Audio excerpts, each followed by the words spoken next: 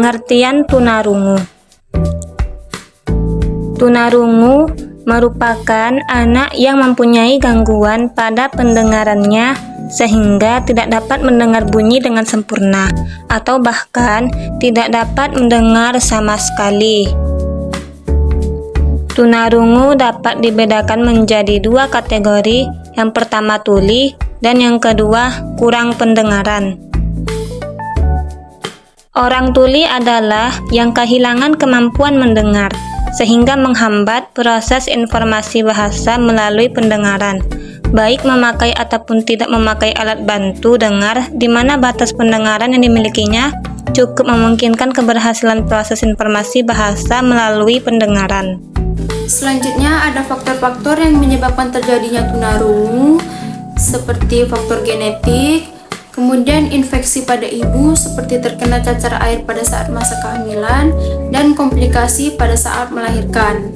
Menurut Sarjono, faktor-faktor yang menyebabkan tunarungu ada faktor prenatal seperti keturunan cacar air, campak, terjadinya keracunan darah, serta penggunaan obat secara berlebihan dan terjadinya kekurangan oksigen. Selanjutnya ada faktor saat anak dilahirkan.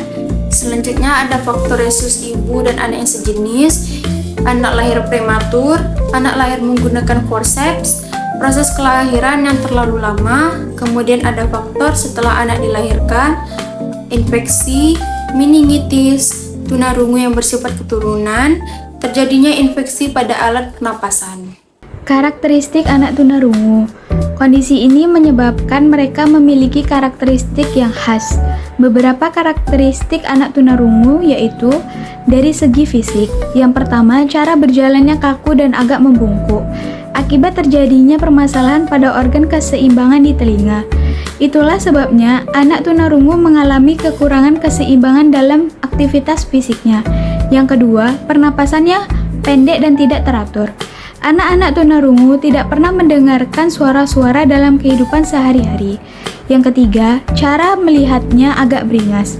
Penglihatan merupakan salah satu indera bagi anak-anak penyandang tunarungu karena sebagian besar pengalamannya diperoleh melalui penglihatan. Oleh karena itu, anak-anak tunarungu juga dikenal sebagai anak visual, sehingga cara melihatnya selalu menunjukkan keingintahuan yang besar dan terlihat beringas. Dari segi bahasa, yang pertama, kosakata yang dimiliki tidak banyak. Yang kedua, sulit mengartikan kata-kata yang mengandung ungkapan atau idiomatik. Dan yang ketiga, tata bahasanya kurang teratur. Dari segi intelektual, yang pertama, kemampuan intelektualnya normal. Pada dasarnya, anak-anak tunarungu tidak mengalami permasalahan dalam segi intelektual.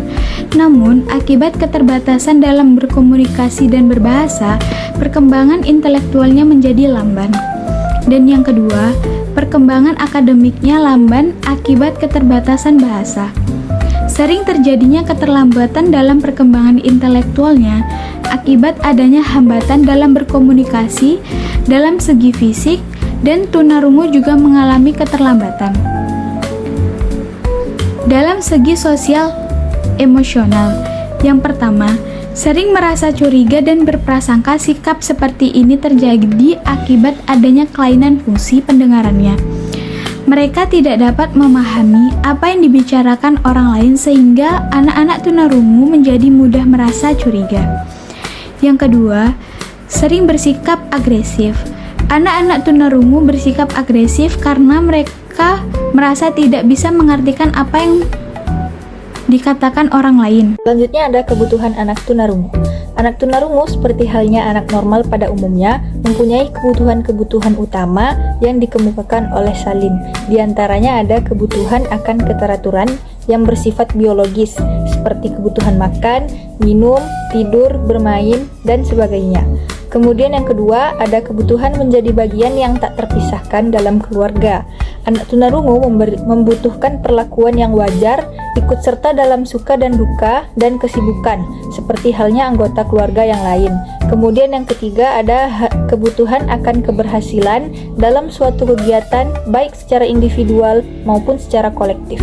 Keempat, ada kebutuhan akan aktivitas, yaitu kebutuhan ikut terlibat dalam kegiatan keluarga maupun dalam lingkungan yang lebih luas lagi. Kemudian yang kelima, ada kebutuhan akan kebebasan, yakni ia membutuhkan kebebasan untuk berbuat dan berinisiatif, bebas untuk bertanggung jawab atas perbuatannya sendiri. Kemudian, kebutuhan akan kesehatan, yakni merupakan kebutuhan wajar anak yang sedang tumbuh. Anak tunarungu memerlukan tubuh yang sehat, kuat, serta mampu menjaga diri dari berbagai gangguan penyakitnya. Kemudian, kebutuhan untuk berekspresi, yaitu kebutuhan untuk mengemukakan pendapat yang dapat dipahami oleh orang lain. Anak tunarungu memerlukan bimbingan komunikasi yang wajar untuk dapat mengemukakan pikiran, perasaan, serta kehendaknya kepada orang lain. Materi selanjutnya yakni solusi anak tunarungu bisa seperti anak normal. Salah satu solusi untuk anak tunarungu adalah sekolah inklusi. Sekolah inklusi merupakan perkembangan baru dari pendidikan terpadu. Pada sekolah inklusi, setiap anak sesuai dengan kebutuhannya. Semua diusahakan dapat dilayani secara optimal dengan melakukan berbagai modifikasi dan penyesuaian. Mulai dari kurikulum, sarana prasarana, tenaga pendidik dan kependidikan, sistem pembelajaran, sampai pada sistem penilaian. Kita harus memahami bahwa setiap anak termasuk anak tunarungu mempunyai kesempatan yang sama untuk berkembang dan belajar. Solusi yang mungkin dilakukan untuk membantu anak-anak tunarungu berkembang seperti anak normal lainnya sebagai berikut. Yang pertama, pendidikan khusus. Sekolah luar biasa yang memenuhi kebutuhan anak tunarungu dapat membantu mereka berkembang secara optimal. Yang kedua, terapi wicara dan pendengaran. Terapi ini dapat membantu anak-anak tunarungu meningkatkan keterampilan berbicara dan pendengarannya. Yang ketiga, penggunaan teknologi. Teknologi seperti penerjemah suara dapat membantu anak-anak tunarungu berkomunikasi dengan orang lain. Yang keempat, dukungan keluarga dan masyarakat. Dukungan keluarga dan masyarakat sangatlah penting dalam membantu anak-anak tunarungu untuk berkembang dan belajar. Yang terakhir, partisipasi dan kegiatan sosial serta ekstrakurikuler.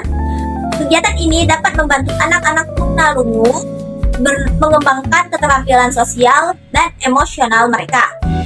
Bagaimana kita dapat membantu anak-anak tunarungu berkembang dan belajar seperti anak-anak normal? Solusinya yang mungkin dilakukan meliputi pendidikan khusus, terapi wicara dan pendengaran, penggunaan teknologi, dukungan keluarga dan masyarakat, serta partisipasi dalam kegiatan sosial dan ekstrakurikuler. Semua itu adalah solusi yang bertujuan untuk membantu anak-anak tunarungu mencapai potensi maksimal mereka. Berdasarkan karakteristik anak tunarungu dari beberapa aspek yang sudah dibahas di atas, maka dapat disimpulkan bahwa sebagai dampak dari ketunarunguannya tersebut, hal yang menjadi perhatian adalah kemampuan berkomunikasi anak tunarungu yang rendah.